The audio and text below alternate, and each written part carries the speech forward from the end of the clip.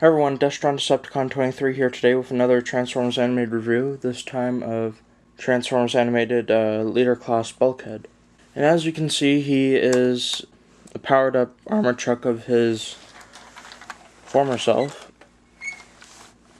which there isn't a lot of size difference, but the main differences are like there's more of a door here, and you can see all these little, I suppose, notches, and then there's the blasters, and the sirens, the Autobot symbol, and that's about the main differences. Oh, and more heavy-duty tires.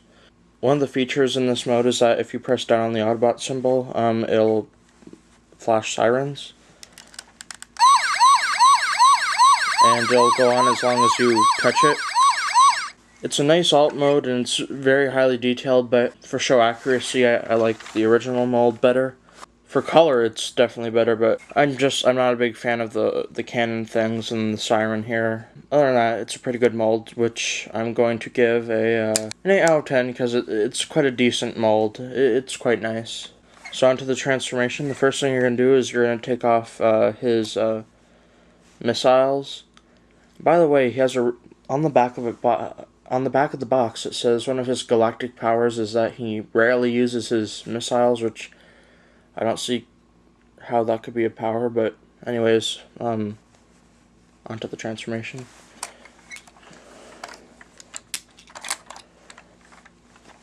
Then you're going to rotate these 180 degrees. Then you're going to lift little siren cap off and you hear a transformation sound with yellow lights, and that'll reveal Bulkhead's head. And just separate these, push that part down. Then what you're going to do is you're going to pull out his feet. And then swing the torso part outwards.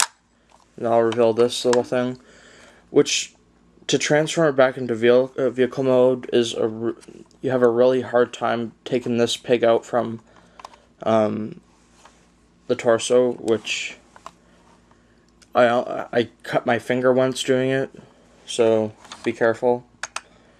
Then you're going to push the wheels in. You're going to push the torso back up into that peg. Then you're going to flip his legs up, his feet. Then you're going to push these things, the wheels inside. Lift that slightly. You're going to lift the doors.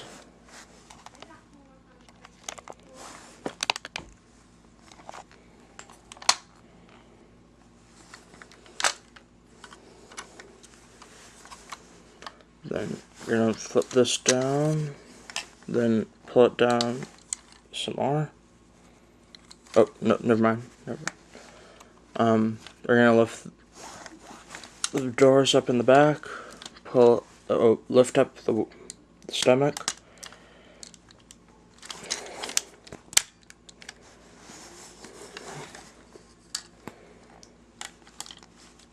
Take the arms out, position them.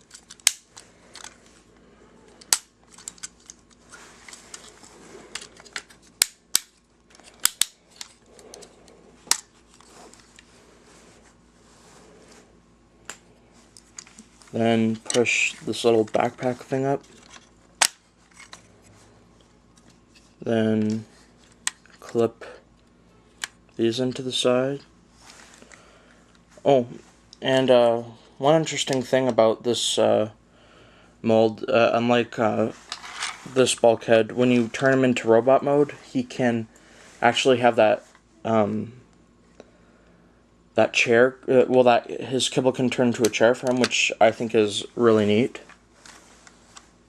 Like that. There's some really neat pictures of it on cybertron.com. I think that's really neat. But to carry that, then Then you split this in half, clip it into the notches right there, right there. Then you're going to clip these parts into that. There you have Bulkhead. Very nice robot mode, much nicer than the vehicle mode, and he actually has a height, which is a really good thing, because this is the height that Bulkhead's supposed to be at. There's practically nothing wrong with the mold, just that I would have preferred another hand like this, where you can open it up, rather than this chainsaw thing. And it looks a lot better without these missiles, but I display them with it anyways just so I don't lose them. I suppose the worst thing about the mold is that you can't turn his head. It can only turn one way, and that's when you activate his voice features, which are... Time for the big guns! You can do it, buddy! Sorry, my bad! And he lights up in yellow lights, which I would have preferred to have blue lights, because that's what it was. That's what it looked like on the box, and it seems more appropriate. So I'll get a size comparison next to Voyager Bulkhead, and here is a size comparison between Leader Bulkhead and Voyager Bulkhead. And as you can see, Leader Bulkhead is quite bigger. And another nice detail that they had for the Leader one is that they actually gave him the tread feet, which he has in the show, unlike the Voyager mold. But another nice feature that would have been nice for this figure is that if, like I said before, I don't think they should have had the chainsaw. Maybe they should have replaced it with, the wrecking ball.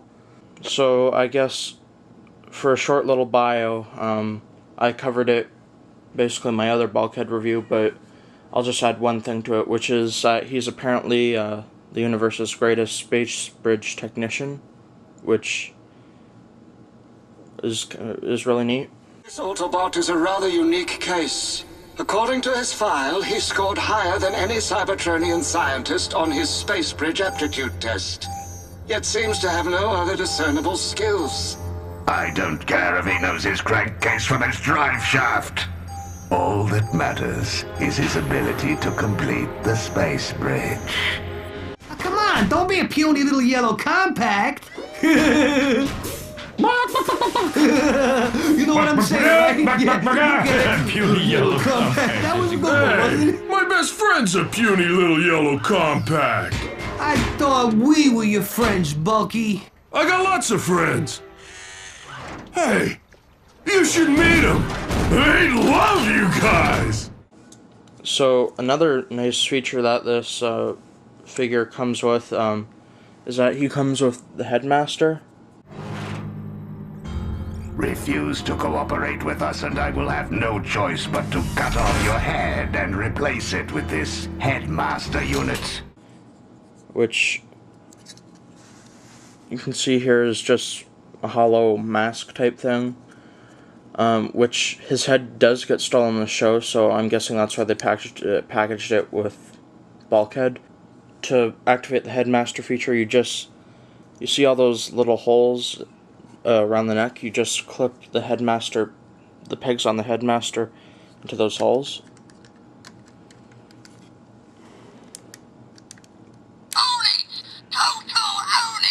And he cries Totolonage, and the lights glow red, which I really like. But unfortunately, even though Headmaster can fit on any leader of the animated figures, the voice feature only works on Bulkhead. And when you press his Autobot symbol, he'll say Totolonage, and he'll turn his head as well.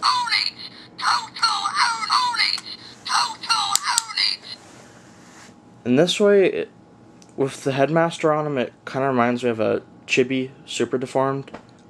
It's kind of funny, and it actually seems to look well on Bulkhead for some reason, but... So I'm going to give his robot mode a 10 out of 10. It's spot on, except for like the arm cannons here, but otherwise it's a really nice figure, and I would recommend adding it to your collection.